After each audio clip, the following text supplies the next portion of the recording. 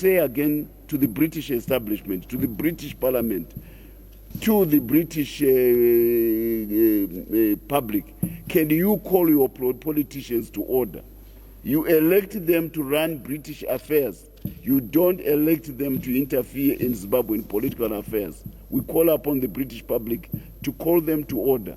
Secondly, we call upon the British establishment to desist in interfering in Zimbabwean affairs as if Zimbabwe is still their colony.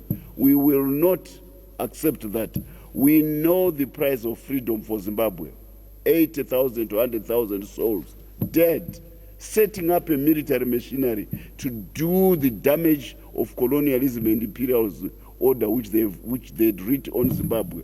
We're just coming from burying young people like John Gwitira, Aka Kenneth Gwindingwe.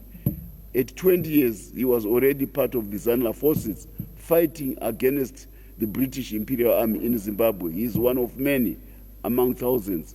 We cherish our heroes. So we say to the British, much as you may guard your imperial hankering to be masters of Zimbabwe, we will also jealously guard our independence. And to this effect, the private voluntary organizations bill will be passed by our parliament. We want to be very clear about in our constitution when we start engaging with those who have imperial ideas which seem not to be, which seem to hang in their memories, that if they start interfering in Zimbabwean politics in a manner which is brazen, which harks back to the days when they had an army in this country carrying out their orders, those days are over. We will have the PVO bill be able to delineate what is nationalism, what is patriotism, and what is treachery, and what is treason. This is why the bill is so important. The British have got a similar bill. The Americans have got a similar bill. In fact, our bill is based on the American one. And if you want to know what happens to you if you go against an American act which designates a country as an enemy country, you need to ask what happened to Gregory Turner, the late American Afro-American, whom we buried in Zimbabwe. He dared to mobilize Americans against the Zimbabwean Zidera sanctions. He was taken to court in a federal court in Chicago. He was sentenced to jail for being a Zimbabwean agent. And he had to live in exile afterwards, and he died in this country, and we accorded him hero status.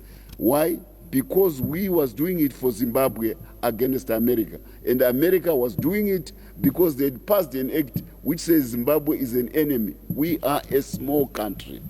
We are a landlocked country. We only have 16 to 20 million to 18 million people. We have no ambitions to become a superpower in America. We just want to be masters of the land between the Zambezi and the Limpopo, and between the Eastern Highlands and the Kalahari. That's all we are interested in, nothing else. But America has the gumption to say we are a threat to their foreign policy.